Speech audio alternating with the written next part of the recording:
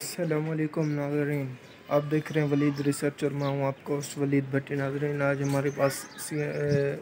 Speaker of Punjab assembly का कल जो इलेक्शन हुआ उसके बारे में आपको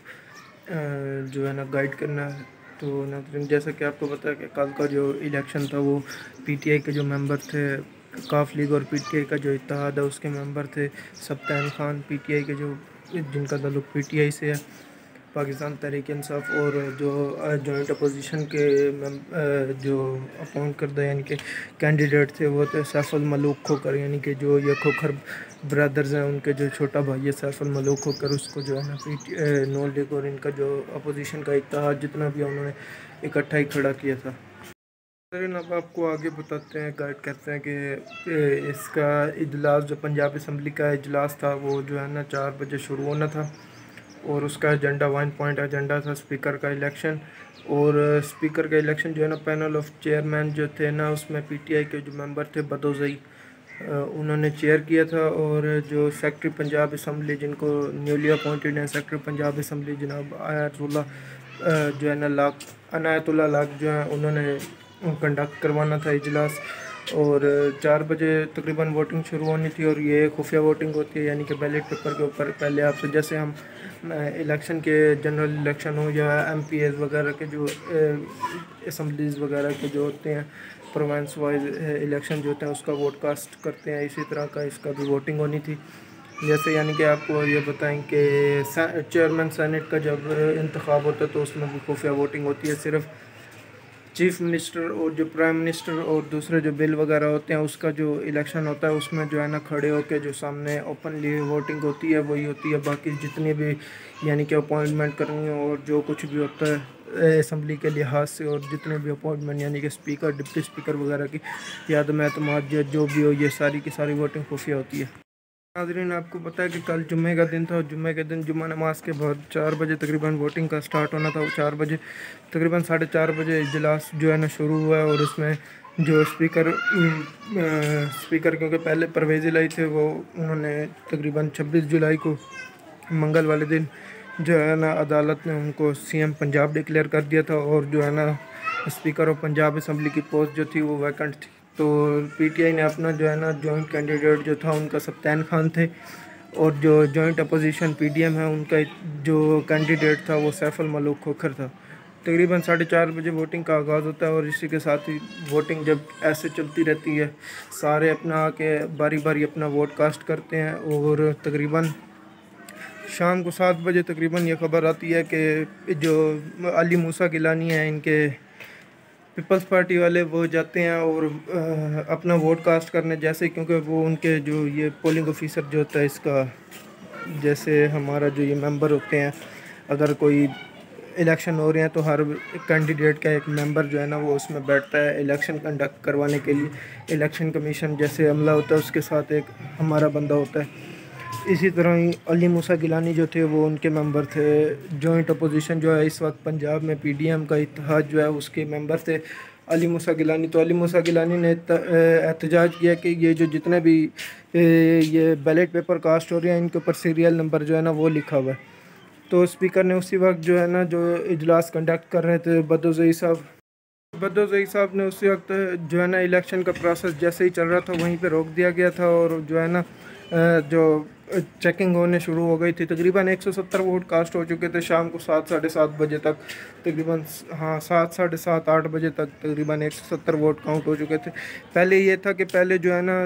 1 से लेके 200 ये 186 तक वोटिंग होनी थी, और जो दूसरी वोटिंग होनी थी वो 186 मेंबर से लेके 372 तक वोटिंग होनी थी। क्योंकि दो इस वक्त कैंडिडेट, एक पीटीआई का कैंडिडेट जो उस वक्त इलेक्शन कंडक्ट करवाता पैनल ऑफ चेयरमैन था और इलेक्शन कंडक्ट करवा रहा था बदोज़ई साहब, वो उनका वोट नहीं हो सका। और इस सारे वोटिंग के अमल में तकरीबन नाजरीन 4 वोट जो है ना रिजेक्ट हुए, और वो रिजेक्शन हुई है जो ये इसकी पार्टी है पीडीएम का इत्तेहाद जो है उनके 4 वोट जो है ना वो कैंसिल कर रिजेक्ट हो गए। यानी कि जैसे वोट मुस्तरद किए जाते हैं वैसे वोट जो है ना उसका पैनल ऑफ चेयर जो था उसने इलेक्शन कमीशन यानी कि ये रिटर्निंग ऑफिसर जो बना हुआ था उस वक्त उसने जो है ना इनके वोट रिजेक्ट कर दिए थे। आगे चलते हैं नाजरीन। तो आगे आपको बताता हूँ कि जैसे ये 175 अली मूसा गिलानी ने जो अपना वो मसला उठाया था वो स्पीकर ने रिजेक्ट किया था, तो इसी के तकरीबन उस वक्त 230-35 वोट कास्ट हो चुके थे। तो उस खलील तार सिंधु जो जिसने जब सीएम पंजाब का इलेक्शन हो रहा था उस वक्त भी उन्होंने खड़े होकर एहतजाज किया था, और जैन कुरैशी का कहा था कि ये नेशनल असम्बली के भी मेंबर और पंजाब असम्बली में आके इन्होंने वोट कास्ट कर रहे हैं, तो ये वोट कास्ट नहीं कर सकते। और जो शबीर अवान थे, इसके शबीर गुज्जर जो थे, उनके ऊपर भी एतराज़ किया था कि वो भी वोट कास्ट नहीं कर सकते क्योंकि उनके ऊपर अभी एक केस चल रहा है, तो पुलिस जो है ना उनकी कस्टडी लेने के लिए आई हुई है भाई, तो वो लिहाजा वो भी वोट काउंट नहीं, यानी कि वोट कास्ट नहीं कर सकते अपना। क्योंकि उस वक्त डिप्टी स्पीकर जो थे दोस्त मोहम्मद खान मज़ारी, उन्होंने इनका जो ये पॉइंट ऑफ व्यू था इसको रिजेक्ट करते हुए सबसे पहले उन्होंने कहा था कि आके जैन कुरैशी साहब जो है ना अपना वोट कास्ट करेंगे, और इनका जो पॉइंट ऑफ व्यू था उसको रिजेक्ट कर दिया था। और इसी के साथ ही कल भी इन्होंने पॉइंट ऑफ व्यू ये उठाया था कि जो पोलिंग बूथ है ना जिसके अंदर हम जाके ठप्पे लगाते हैं, बैलेट पेपर ले जाते हैं और उसके ऊपर अंदर जाके अपना ठप्पे लगाते हैं, तो इन्होंने एतराज़ किया कि उसके ऊपर जो है ना अंदर जो है ना उसके कैमरे लगे हुए हैं। जैसे पीपल्स पार्टी ने जो है ना चेयरमैन सेनेट का जब इलेक्शन हो रहा था तो नून लीग और इनका इत्तेहाद था, इन्होंने इल्ज़ाम लगाया था कि उसमें जो है ना पोलिंग बूथ जो है ना एक डब्बा नुमा होता है, हम जाके उसके अंदर स्टैंप जो है ना ऐसे ठप्पे पे ठप्पा लगाते हैं,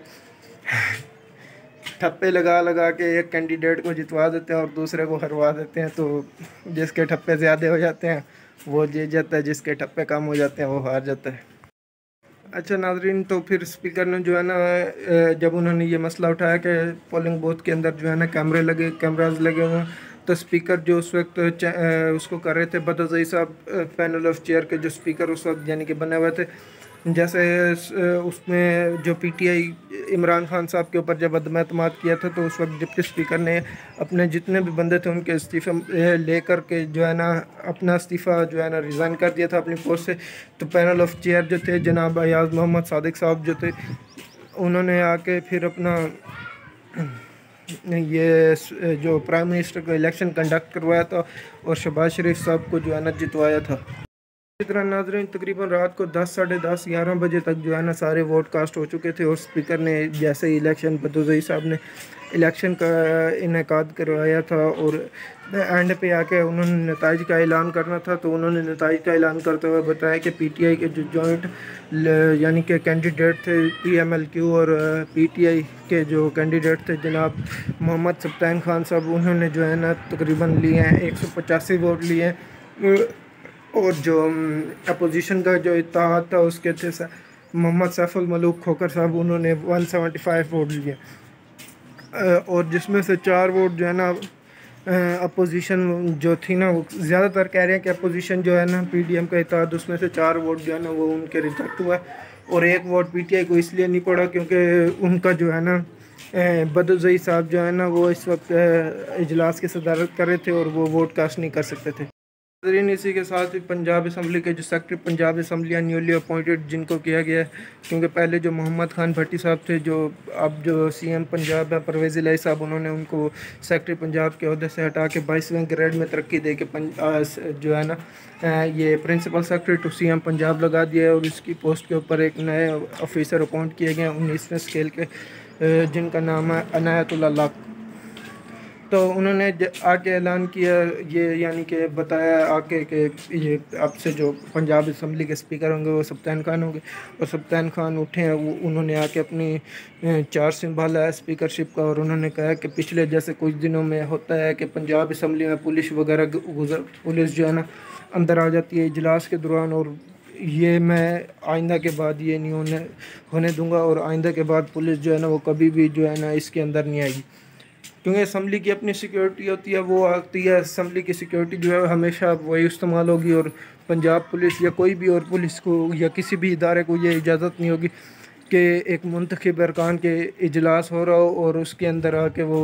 मुदाखलत करें। इसी के साथ नाजरीन जो है ना जो पीटीआई और पीएमएलक्यू के जो इत्तेहादी थे, यानी कि ये इत्तेहाद जो है इन्होंने जो डिप्टी स्पीकर है उसके खिलाफ अदम एतमाद जमा करवाई हुई थी, और अदम एतमाद के साथ ही इन्होंने डिस्क्वालिफिकेशन जो नोटिस होता है रेफरेंस वो स्पीकर को भिजवाया, और स्पीकर जो है ना वो इलेक्शन कमीशन के पास भिजवाएंगे। इलेक्शन कमीशन ऑफ पाकिस्तान जो है ना अब वो स्पीकर को डिस्क्वालीफाई करेगा, यानी नाअहल करेगा या डिसीट करेगा, और उनकी सीट के ऊपर एक नया जनरल ये MPA का इलेक्शन होगा।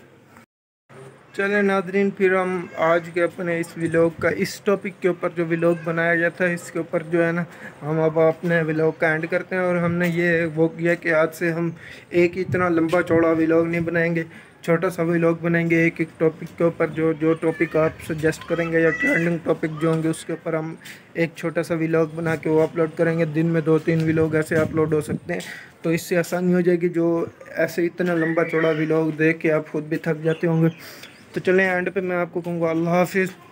अल्लाह आपका हामी नासिर हो, और मेरे चैनल को लाइक सब्सक्राइब और शेयर करें, और जितना हो सके इसको जो है ना कमेंट्स करें, अपनी राय से आगाह करें।